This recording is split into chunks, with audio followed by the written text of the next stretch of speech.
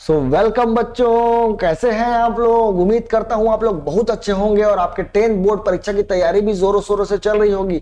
अगर तैयारी स्टार्ट नहीं किया है भाई तो जल्दी स्टार्ट करें, जल्दी से कॉपी और पेन निकाल लें, क्योंकि आज मैं आपको बताने वाला हूं चैप्टर 1 रियल नंबर के दो ऐसे क्वेश्चन के बारे में जो आपके एग्जाम में अधिकतर पूछे जाते हैं। अगर मेरे से कोई बोले कि इन दो क्वेश्चन जो मैं आपको बताने वाला हूं उसके चांसेस कितने हैं आने के, तो मैं बोलूंगा 99.9% बच्चों इसके चांसेस है आने के, क्योंकि ये क्वेश्चन अधिकतर एग्जाम में पूछा जा चुका है।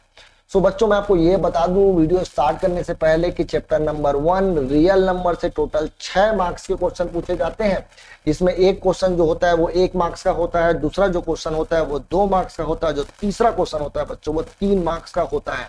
तो वीडियो बहुत ही इंटरेस्टिंग होने वाला है बच्चों, कृपया करके वीडियो को एंड तक जरूर देखें, क्योंकि आपको 1 मार्क्स मैं इस वीडियो में कंफर्म करके देने वाला हूं। 1 मार्क्स के बारे में मत सोचो बच्चों, क्योंकि बूंद बूंद से ही घड़ा बनता है, एक एक नंबर मिला करके ही आपका 80 नंबर कंप्लीट होने वाला है। तो चलिए जल्दी से देखते हैं कि पहला क्वेश्चन क्या है। पहला क्वेश्चन जो आपकी स्क्रीन पर दिखाई दे रहा होगा वो कुछ ऐसा है। देखिए, HCF and LCM of 2 number, 2 number का HCF और LCM दिया हुआ है। एक नंबर दिया हुआ है 9 और एक नंबर दिया है 459। ये नंबर नहीं है, ये एक HCF है और ये एक LCM है, ठीक है। एक दिया है HCF और एक दिया है LCM। If one of the number is 27, उन दोनों में का कोई एक नंबर जो है वो 27 है, बताओ अगला नंबर क्या है। हम लोग इसके लिए फंडा इस्तेमाल करने वाले हैं बच्चों, जो कि बहुत ही इंपॉर्टेंट रिलेशन है जो हम लोगों को पता होना चाहिए। बच्चों दुनिया में कोई भी 2 नंबर आप ले ले, चलो मैं ले लेता हूं A और B, कोई 2 नंबर है। उन दोनों नंबर का जब आप प्रोडक्ट करेंगे, जब दोनों नंबर का प्रोडक्ट करेंगे तो वो बराबर होता है किसके, उनके HCF के और LCM के प्रोडक्ट के। ये मैं लिख देता हूं ब्रैकेट में बच्चों, प्रोडक्ट ऑफ 2 नंबर, बहुत इंपॉर्टेंट बात है ना। प्रोडक्ट ऑफ 2 नंबर बराबर होता है किसके, HCF और LCM के प्रोडक्ट के, ठीक है। तो अब हमको HCF दिया है 9, LCM दिया है 459, इसमें A का वैल्यू दे दिया है वो 27 और B का वैल्यू बोला है निकालो। तो B का वैल्यू निकाल लेंगे। कैसे निकालेंगे, तो B का वैल्यू निकालने के लिए पहले इन दोनों को मल्टीप्लाई करेंगे। नहीं, यही मेजर मिस्टेक करते हैं बच्चों, समय बचाइए, समय बड़ा बलवान होता है। इन दोनों नंबर को मल्टीप्लाई करने की जरूरत नहीं है, इसको एज इट इज लिख देंगे यहीं पर ही और अपॉन में लिख देंगे 27, इसको ट्रांसफर कर दें। अब 9 1 जा 9, 9 3 जा 27, 3 1 जा 3, 3 1 जा 3, 3 5 जा 15, 3 3 जा 9। B का वैल्यू निकल गया 153।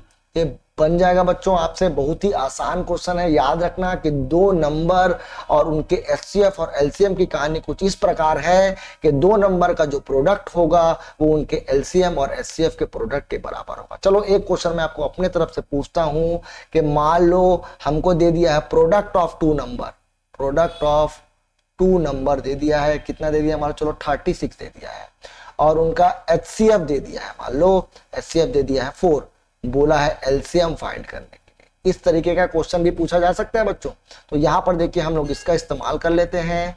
इन दोनों नंबर का जो प्रोडक्ट है वो तो सीधा दे दिया है, तो मैं यहाँ पर 36 लिख दूंगा।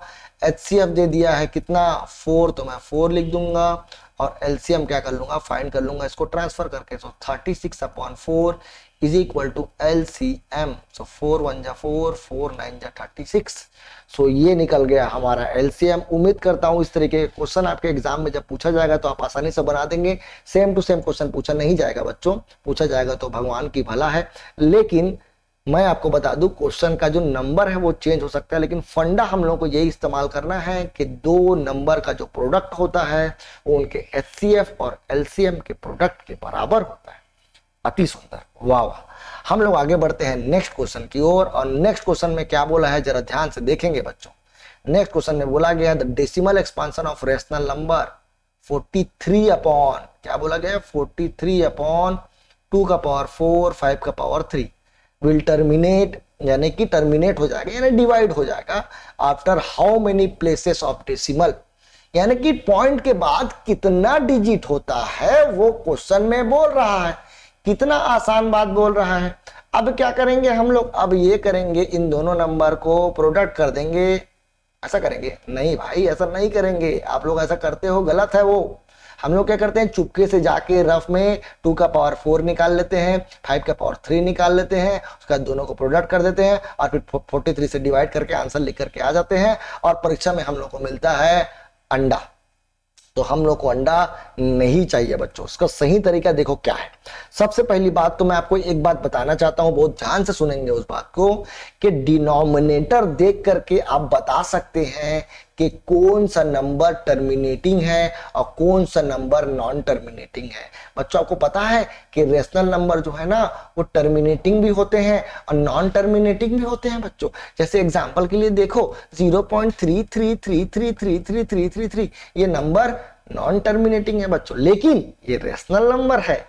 सो याद रखेंगे बच्चों, कुछ नंबर नॉन टर्मिनेटिंग होते हैं, उसको भी हम लोग रेशनल नंबर बोलते हैं, लेकिन नॉन टर्मिनेटिंग एंड रिपीटिंग वाले नंबर को बोलते हैं। सो मैं डिनोमिनेटर देखकर बता सकता हूं बच्चों क्या कि जो नंबर है वो टर्मिनेटिंग है या नॉन टर्मिनेटिंग है। कैसे, पहले ये हम लोग डिस्कस करते हैं। चलिए मान लो हमारे पास कोई एक नंबर दिया है, सपोज मान लेते हैं हम लोग को नंबर दे दिया है 7/18 और बोला है कि बताओ ये टर्मिनेटिंग है या नॉन टर्मिनेटिंग है बिना डिवाइड किए। अबे डिवाइड करके तो कोई भी बता सकता है, बिना डिवाइड करे बताना है। और ये क्वेश्चन आपको आपके एनसीईआरटी के बुक में मिल जाएगा, थोक के भाव में दिया हुआ है, ठीक है। सो इसको कैसे आप लोग करते हो, तो ये इसका डिनोमिनेटर को देखो और इसका डिनोमिनेटर का प्राइम फैक्टराइजेशन करो 18 में सबसे पहले 2 से जाएगा, ये 2 9 जा, 3 3 जा और 3 1 जा।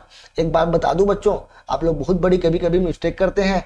यहां पर इधर जो दिख रहा है ना नंबर, वो सब के सब नंबर प्राइम नंबर होने चाहिए। इसको 4 से डिवाइड मत कर देना, 6 से डिवाइड मत कर देना, गलत हो जाएगा भैया। समझ में आ रहा है मैं क्या बोल रहा हूं? आपको इस तरफ ये जो नंबर लिखा है वो प्राइम नंबर ही होने चाहिए भैया, तभी तो इसका नाम प्राइम फैक्टराइजेशन है जी, नहीं तो इसका नाम कुछ और होता। इस तरफ सिर्फ प्राइम नंबर आने चाहिए, याद रखना, भूलना नहीं है। ये नहीं कि 4 से डिवाइड कर दे रहे हैं, 6 से डिवाइड कर दे रहे हैं, 25 से डिवाइड कर दे रहे हैं, जिससे पा रहे हैं उससे डिवाइड कर दें। ये गलती बिल्कुल भी ना करेंगे, ठीक है। अब देखो 7/18 अगर लिखा हुआ है यानी कि 2 × 3 का पावर 2 लिखा हुआ है।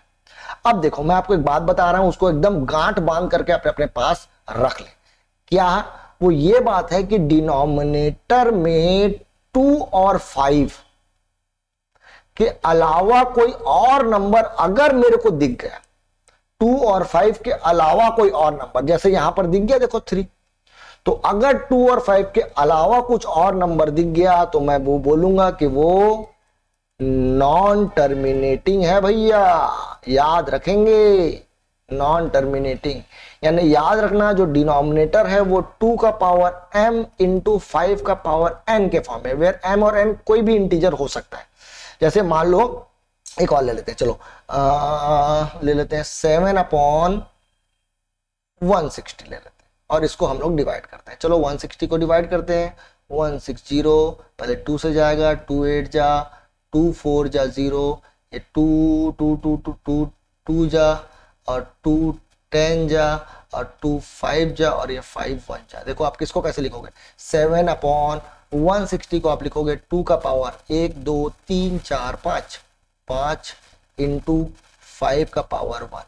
तो इसका डिनोमिनेटर में क्या आपको 2 और 5 के अलावा कुछ और दिख रहा है? नहीं दिख रहा है। तो मैं बोलूंगा ये कौन सा टर्म है?